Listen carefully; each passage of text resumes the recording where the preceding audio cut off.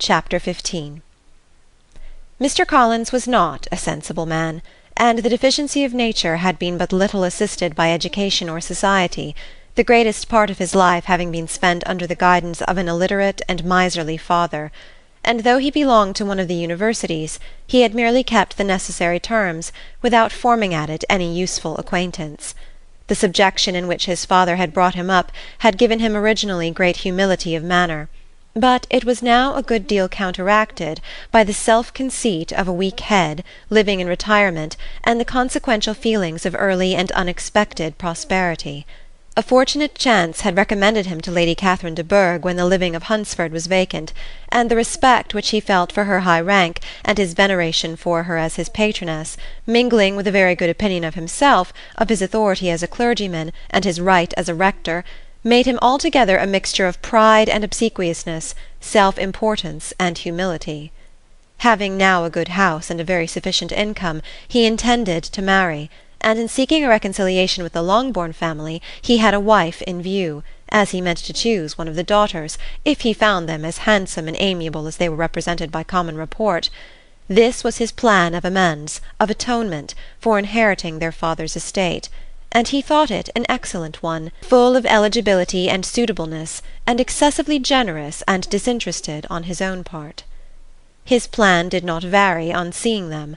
Miss Bennet's lovely face confirmed his views, and established all his strictest notions of what was due to seniority, and for the first evening she was his settled choice. The next morning, however, made an alteration, for in a quarter of an hour's tete-a-tete with Mrs. Bennet before breakfast, a conversation beginning with his parsonage house, and leading naturally to the avowal of his hopes that a mistress might be found for it at Longbourn, produced from her, amid very complacent smiles and general encouragement, a caution against the very Jane he had fixed on. As to her younger daughters, she could not take upon her to say, she could not positively answer, but she did not know of any prepossession. Her eldest daughter she must just mention, she felt it incumbent on her to hint, was likely to be very soon engaged. Mr. Collins had only to change from Jane to Elizabeth, and it was soon done while Mrs. Bennet was stirring the fire. Elizabeth, equally next to Jane in birth and beauty, succeeded her, of course. Mrs. Bennet treasured up the hint, and trusted that she might soon have 2 daughters married, and the man whom she could not bear to speak of the day before was now high in her good graces. Lydia's intention of walking to Meryton was not forgotten.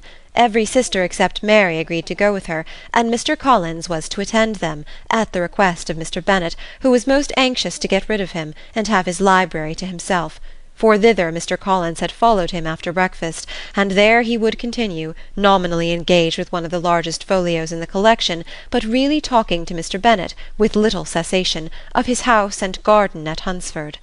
Such doings discomposed Mr. Bennet exceedingly.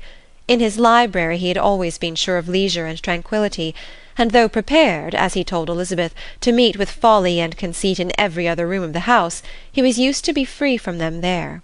His civility, therefore, was most prompt in inviting Mr. Collins to join his daughters in their walk, and Mr. Collins, being in fact much better fitted for a walker than a reader, was extremely pleased to close his large book and go. In pompous nothings on his side, and civil assents on that of his cousins, their time passed till they entered Meryton. The attention of the younger ones was then no longer to be gained by him. Their eyes were immediately wandering up in the street in quest of the officers, and nothing less than a very smart bonnet indeed, or a really new muslin in a shop window, could recall them. But the attention of every lady was soon caught by a young man whom they had never seen before, of most gentlemanlike appearance, walking with another officer on the other side of the way. The officer was the very Mr. Denny, concerning whose return from London Lydia came to inquire, and he bowed as they passed. All were struck with the stranger's air, all wondered who he could be, and Kitty and Lydia, determined if possible to find out, led the way across the street, under pretence of wanting something in an opposite shop, and fortunately had just gained the pavement when the 2 gentlemen, turning back, had reached the same spot. Mr. Denny addressed them directly, and entreated permission to introduce his friend, Mr. Wickham, who had returned with him the day before from town, and he was happy to say had accepted a commission in their corps. This was exactly as it should be, for the young man wanted only regimentals to make him completely charming. His appearance was greatly in his favour. He had all the best part of beauty, a fine countenance, a good figure, and very pleasing address. The introduction was followed up on his side by a happy readiness of conversation, a readiness at the same time perfectly correct and unassuming, and the whole party were still standing and talking together very agreeably when the sound of horses drew their notice, and Darcy and Bingley were seen riding down the street. On distinguishing the ladies of the group, the two gentlemen came directly towards them, and began the usual civilities. Bingley was the principal spokesman, and Miss Bennet the principal object. He was then, he said, on his way to Longbourn on purpose to inquire after her. Mr. Darcy corroborated it with a bow, and was beginning to determine not to fix his eyes on Elizabeth, when they were suddenly arrested by the sight of the stranger, and Elizabeth, happening to see the countenance of both as they looked at each other, was all astonishment at the effect of the meeting. Both changed colour. One looked white, the other red. Mr. Wickham after a few moments touched his hat, a salutation which Mr. Darcy just deigned to return. What could be the meaning of it? It was impossible to imagine. It was impossible not to long to know. In another minute Mr. Bingley, but without seeming to have noticed what passed, took leave and rode on with his friend. Mr. Denny and Mr. Wickham walked with the young ladies to the door of Mr. Phillips's house, and then made their bows, in spite of Miss Lydia's pressing entreaties that they should come in, and even in spite of Mrs. Phillips throwing up the parlour window, and loudly seconding the invitation. Mrs. Phillips was always glad to see her nieces, and the two eldest, from their recent absence, were particularly welcome, and she was eagerly expressing her surprise at their sudden return home, which, as their own carriage had not fetched them, she should have known nothing about, if she had not happened to see Mr. Jones's shop-boy in the street, who had told her that they were not to send any more draughts to Netherfield, because the Miss Bennets were come away, when her civility was claimed toward Mr. Collins by Jane's introduction of him. She received him with her very best politeness, which he returned with as much more, apologizing for his intrusion, without any previous acquaintance with her, which he could not help flattering himself, however, might be justified by his relationship to the young ladies who introduced him to her notice. Mrs. Phillips was quite awed by such an excess of good breeding, but her contemplation of one stranger was soon put to an end by exclamations and inquiries about the other, of whom, however, she could only tell her nieces what they already knew, that Mr. Denny had brought him from London, and that he was to have a lieutenant's commission in the shire.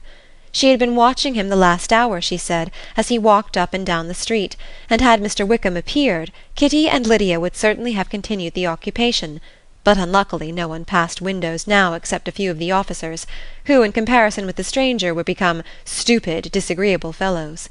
Some of them were to dine with the Phillipses the next day, and their aunt promised to make her husband call on Mr. Wickham and give him an invitation also, if the family from Longbourn would come in the evening. This was agreed to, and Mrs. Phillips protested that they would have a nice, comfortable, noisy game of lottery tickets, and a little bit of hot supper afterwards.